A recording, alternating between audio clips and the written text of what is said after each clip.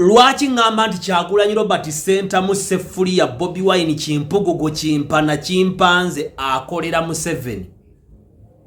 Remember, Mulino yagamba bwati. Mulino yagamba nti waliwo abazanyi nga their investments from the past okuli De Bruyne abadde mu Man City, okuli omusajja gwe bayita Jan Robben, okuli Namanya Matic, okuli abasajja be bantu abasooka ofulopinga nene bavaayo nga ab'amaanyi mu biseera byabwe nga bakaddiye.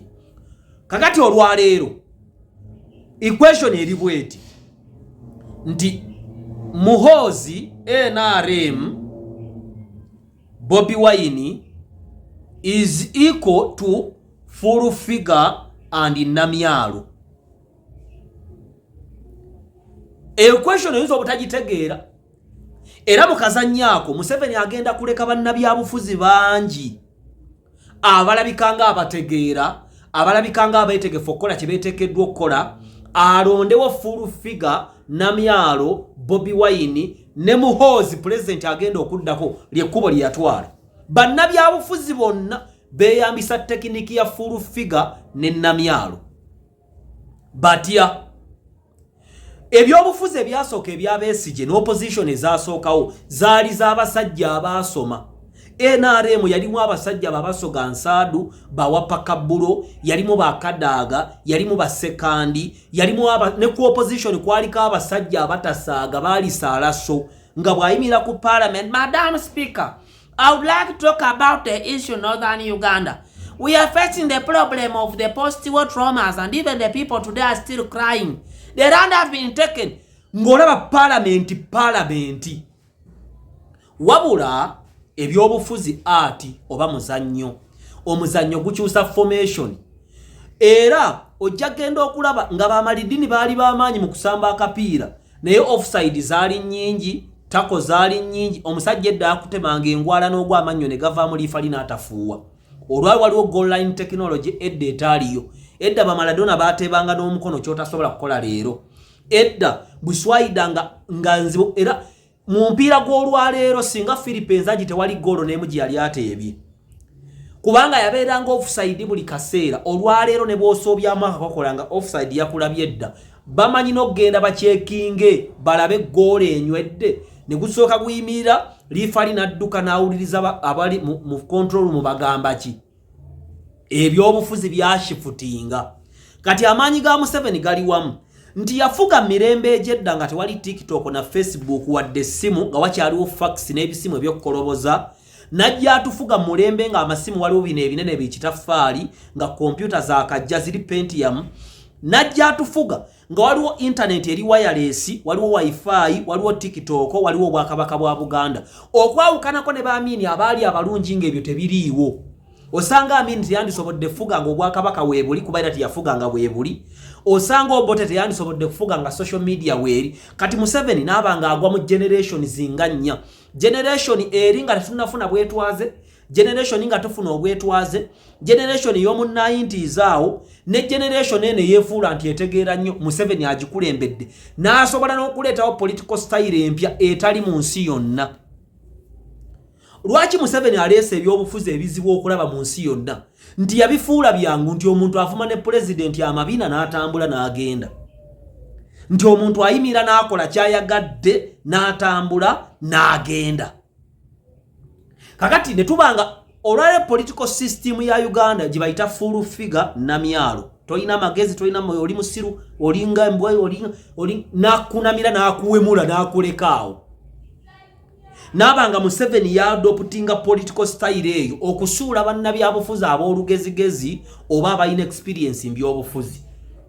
Era tugenza okulaba nga bamama kadaaga bameri yakyambadde bwe batakkakkane kutuuka ku level ya Namyalo oba ya full figure bagenda kubeera bazibu nnyo okudda mu office okuddamu okubeera ab'amaanyi ng'edda kuba ensi kati eri kuba Sefuko eri kuba 10 naye nga bonna ba 10 ne bandi babikoppa ku full figure.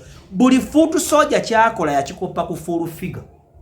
Ne bannamyalo bagenda okulaba nga Museveni alonze prime minister nga mukazi owa bulijja abadde anyoomebwa era n'amugaa nti nze nnonze Petero omuvubi ye muntu ataasoma ayonona mu nnyanja atambula obwereere ava okuvuba n'agula malaaya n'akola byayagadde omuvubi taba na ttooyi.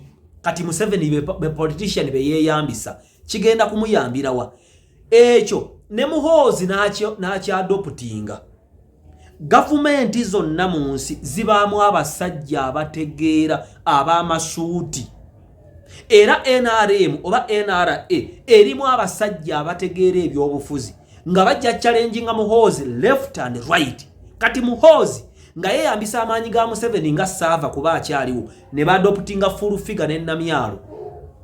Kyova ne bajenero ngadda mulira ayimuka n'agenda ewansi mu Katanga n'ayogera ne bagundi oluyaye n'ababongako n'abawaamu bw'ati n'agira bw'ati akimwana kubanga mu mbeera eyo aba communicatinga n'omulembe guno oguliwo. Era kyova olaba nti baleeta Kyagulanyi n'afiitinga mu kaseera nga mulembe gwa social media abantu baagala ebintu ebyangungu ebyobulimba ebitalina makulu. Kyova olaba politician okuli Seggirinya Zaake Bobi Wine ne Muhoozi mwagenda okujjira akulembere kubanga buli munnayuganda alowooza Muhoozi tagenda kujja byakusaaga. Yeeyisanga atalina magezi alinga atategeera ali awo bw'awandiika bino nga full figure oba Namyalo byakola. Kati mu mbeera yabeera muzibu kulwanyisa. Museveni n'abulandinga mutabani we ng'omutamiivu.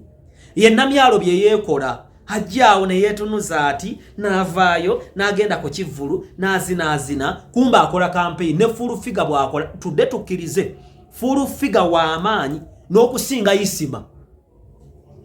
Kubanga Isima Ichuli yabeera w'amaanyi emyaka ng'egi n'afa omufuta singa mulamu maanyi. Bwabanga full figure akyaliwo kitegeeza asinga Isima amaanyi kuba Isima yafa. Kati full figure n'abanga alegase leero ye namba 1 blogger kyayogedde tekiddibwamu n'abalamuzi full figure bamutya kubanga awemula avuma talina kyatya kwogera. Ye Muhoozi ye Namyalo ye Bobi Wine ye Zaake ye Seggirinya be ba food soldier. Olwensi eweddeyo Museveni amaze okuleka mutabani we mbuyinza.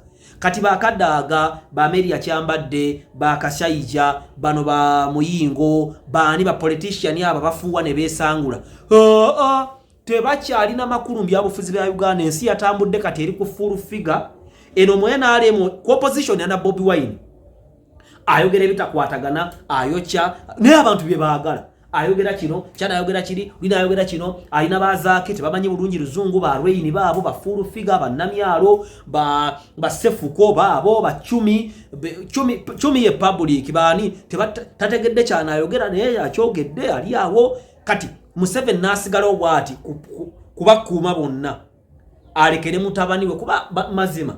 Museveni Muhoozi agenda fuga bannayuganda in disguise. Muhoozi agenda kujjanga awusigalo kajja kaana kato nga tekategeera nga mukaaba n'okkaaba kanaabe ne mukayigiriza okunaaba ne mukayigiriza okulya ne kali empuuta ne kali engege ne kalaba TV ne kanaaba ne kasula mu masannyalaze okuyita emyezi 6 ng'oyo mukazi atandise n'okuvuganya n'omukazi w'omumaka.